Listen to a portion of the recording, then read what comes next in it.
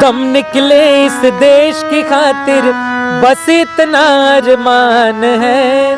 देख के वीरों की कुर्बानी अपना मन भी डोला। मेरा रंग दे बसंती चोला। अरे सैया मोर गईले परदेस हो बटोही पिया। सैया मोर गईले परदेस हो बटोही पिया। तेरी महिमा मैं गाऊं सुबह शाम। जित देखूं उत तू ही मेरे राम। जित देखूं उत तू ही मेरे राम। कुछ ना किसी से बोलेंगे तन्हाई में रो लेंगे। कहा जाता है कि मृत्यु हमेशा शोक का विषय नहीं होता है। किसी भी माता पिता के लिए इससे बड़ी बात क्या हो सकती है कि उसका बेटा देश के लिए अपनी जान को, अपने प्राण को न्यौछावर कर दिया हो। आपने महज 1 साल पहले देखा होगा जब नरेंद्र मोदी की माता जी का मौत हुआ था। आप कह सकते हैं कि किसी भी माता के लिए इससे बड़ी खुशी की बात और क्या हो सकती है कि उसका बेटा उस देश के लोकतंत्र के सबसे सर्वोच्च पद पर विराजमान है। और वैसे ही शहीद दीपक सिंह का शहादत हुआ है। उनके माता पिताजी के लिए भी इससे बड़ी बात और गर्व की बात कुछ नहीं हो सकती है। हालांकि ये जरूर है कि उनके परिवार के लिए यह एक निजी क्षति है। दीपक सिंह की भरपाई बरौली और पूरे गोपालगंज जिलावासियों द्वारा नहीं की जा सकती है, यह देश भी नहीं कर सकता है। लेकिन उनके शहादत दिवस पर आज पहली पुण्यतिथि पर उनके मूर्ति का अनावरण हुआ है और उस कार्यक्रम में मतलब बरौली थाना परिसर में कार्यक्रम आयोजित हुआ था और उस कार्यक्रम में बड़े बड़े दिग्गज लोग मौजूद थे। और उसी बीच हमारे साथ मौजूद हैं निषाद सिंगर, जो मुंबई के शहरों में जिनका अपना एक अलग जलवा है। हालांकि यह गोपालगंज जिले से ही आते हैं और उनके शहादत दिवस पर पहले पुण्यतिथि में पहुंच करके मंच से देशभक्ति गानों का लड़ी लगा दिए थे। हम बात करेंगे कि ऐसे शहादत के कार्यक्रम में आना, मुंबई के शहरों से गोपालगंज तक आना कैसा सफ़र रहा है सर? ये सफ़र ऐसा है कि शहादत की बात हो तो मैं अपनी खुद की बात करता हूँ तो मैं अपने आप को रोक नहीं पाता हूँ। मैं बिना पूछे कि कहाँ कितने बजे आना है, एक डेट मुझे पता हो तो मुझे लगता है कि एक दिन पहले पहुँच जाऊँ। मुझे ऐसा लगता है कि मैं देश के काम आने जा रहा हूँ। क्योंकि जिस व्यक्ति का निधन हुआ है, जिसकी शहादत हुई है, वो देश के लिए बहुत गर्व की बात है। उन्होंने ऐसा कार्य किया है कि इससे बड़ा कार्य भारत के लिए हो नहीं सकता, अपने मुल्क के लिए हो नहीं सकता, अपने समाज के लिए हो नहीं सकता है। हम कुछ भी बन जाएं, लेकिन जब देश के लिए हम काम करते हैं और देश में निछावर हो जाते हैं, उसकी कीमत ना चुकाई जा सकती है, ना उस बात को शब्दों से कहा जा सकता है, ना उसकी तारीफ़ की जा सकती है, ना उसकी बड़ाई की जा सकती है। वो इतना ऊंचा पद है कि बस उस सूरज को हमें कुछ कहना मतलब सूरज को दिया दिखाने के जैसा है। तो मैं एक लाइन थोड़ा सा दीपक जी के लिए सुनाता हूँ। बिल्कुल। क्योंकि मैंने आज लग रहा है 12 बजे से शुरू हुआ कार्यक्रम और अभी कितना बज रहा है? 4-5 प्लस हो रहा है। तो बस ये 4-5 घंटा ही गाया हूँ, है ना। तो ये जज्बा होता है कि अगर कार्यक्रम है और ऐसा, तो मुझे लगता है कि जितना मैं हो सके अपने तरफ से देशभक्ति जगाऊँ, देश के लिए गा लूँ।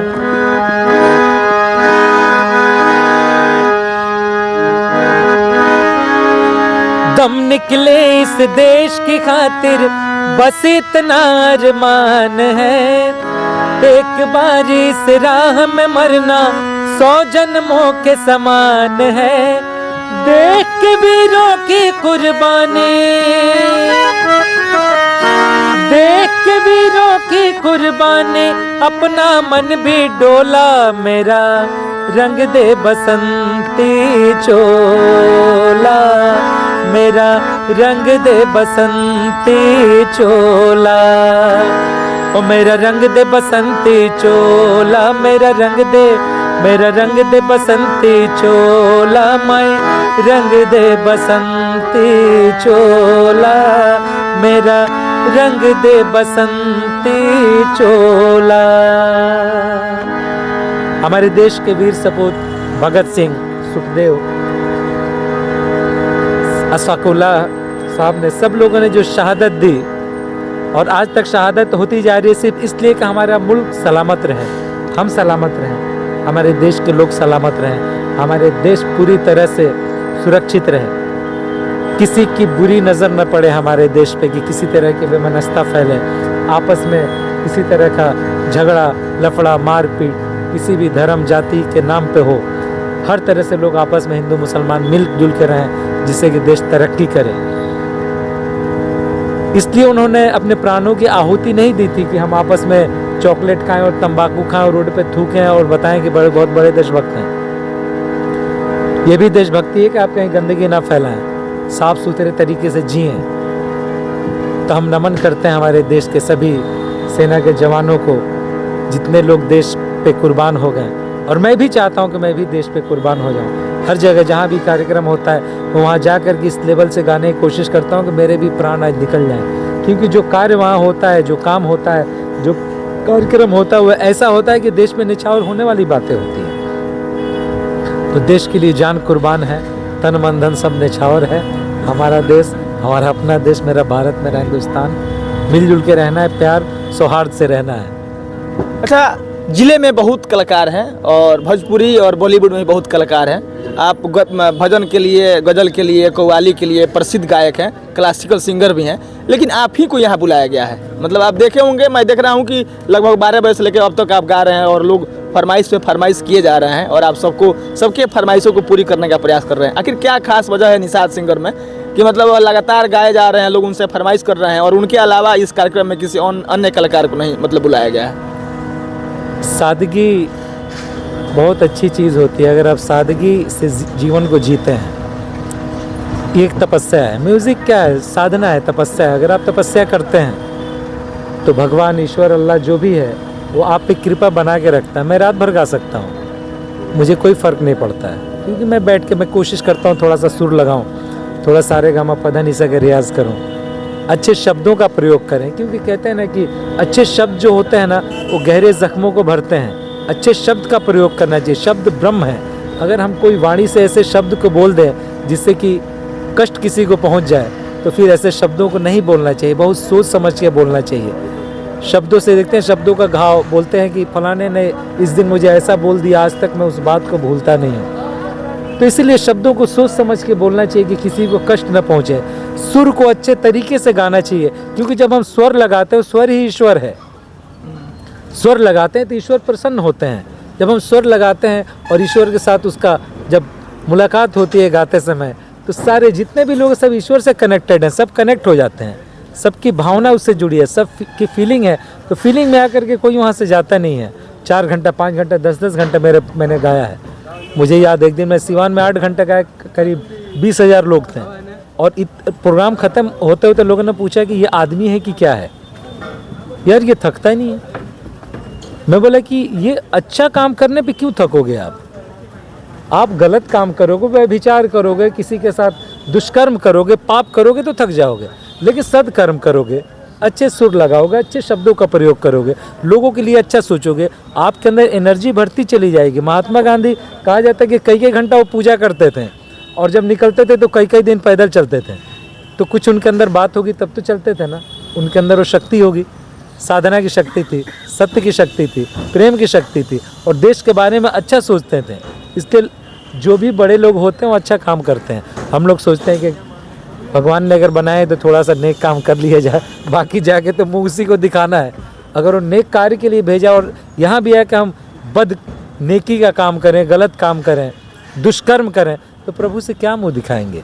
जो चुनरिया दे के भेजा है साफ़ सुथरी, अगर इसमें दाग लगा दिया तो कोई मतलब नहीं है। इसको साफ करके लेके जाना है, क्योंकि संसार है, दाग कहीं ना कहीं लगेगा, लेकिन थोड़ा सा हमें संभालना है और उस ताकत के साथ, क्षमता के साथ समाज को अच्छे काम बताने, अच्छी चीज़ देना है, चाहे कुछ भी हो जाए। थोड़ी देर और आपके साथ हम रहेंगे और हम चाहते हैं, चूँकि आप एक गज़ल गायक हैं, तो आगे की बातचीत हम शुरू कर रहे हैं उससे पहले कोई अच्छा सा गज़ल का मुखड़ा और हो सके तो एकांतरा सुना दे, उसके बाद आगे की बात करते हैं। हाँ,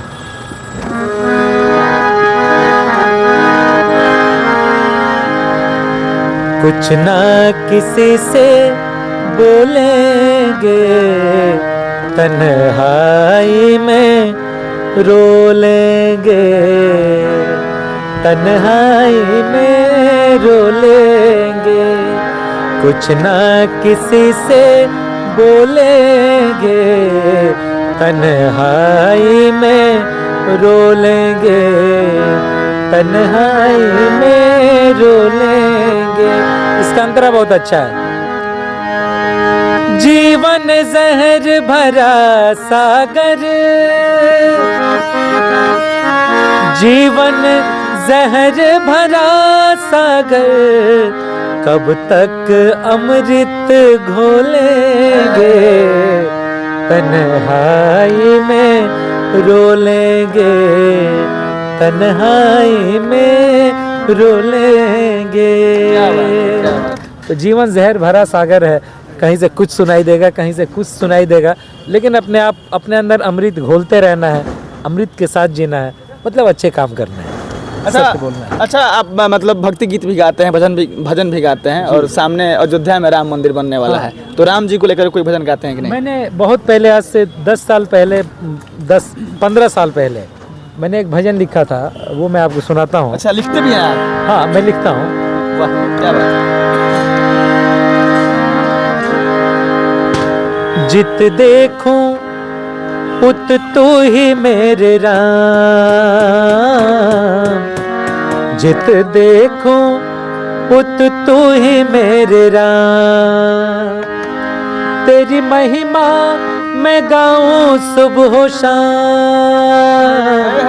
तेरी महिमा मैं गाऊं सुबह शाम, जित देखूं उत तू ही मेरे राम, जित देखूं उत तू ही मेरे राम।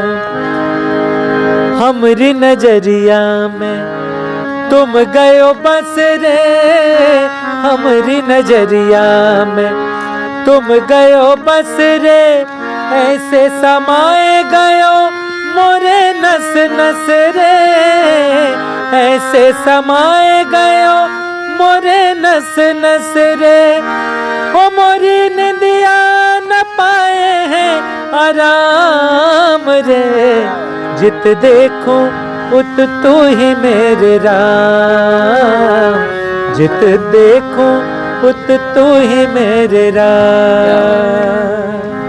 चलिए, हम लोग इस इंटरव्यू को, इस बातचीत को समाप्त करेंगे। अब चूंकि निषाद जी गोपालगंज से हैं, भोजपुरिया बेल्ट से हैं, तो भोजपुरी भी गाते ही होंगे, और भोजपुरी अगर आपको नहीं सुनाए तो यह अन्याय होगा, और हम चाहते हैं कि जाते जाते कोई भोजपुरी में अगर एक गज़ल सुना सके या कोई एक गीत सुना सके, फिर हम इस बातचीत को समाप्त करते हैं। अरे सैया मोर गईले परदेस हो, बटोही पिया, सैया मोर गईले परदेस हो, बटोही पिया, सैया मोर गईले परदेस हो, परदेस परदेस, सैया मोर गईले परदेस हो, बटोही पिया, कहत भिखारी हमरा कुछ न बुझाला,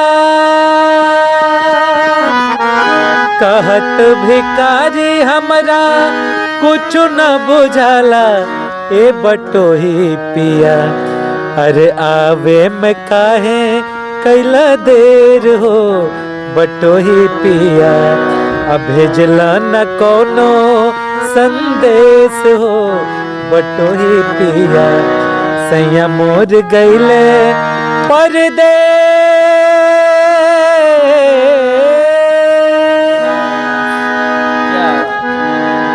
बाकी आपको बता दें कि शहीद दीपक सिंह के मूर्ति अनावरण कार्यक्रम में बरौली थाना परिसर में एक कार्यक्रम आयोजित था, उसी में निषाद जी मौजूद थे, और इस बीच में हमने इनसे बातचीत किया है या इंटरव्यू लिया है। बाकी मेरी आपसे गुजारिश है कि इस बातचीत को लेकर के आपकी क्या राय है, प्रतिक्रियाएं अपेक्षित है। मिलेंगे किसी नई वीडियो में, तब तक के लिए धन्यवाद।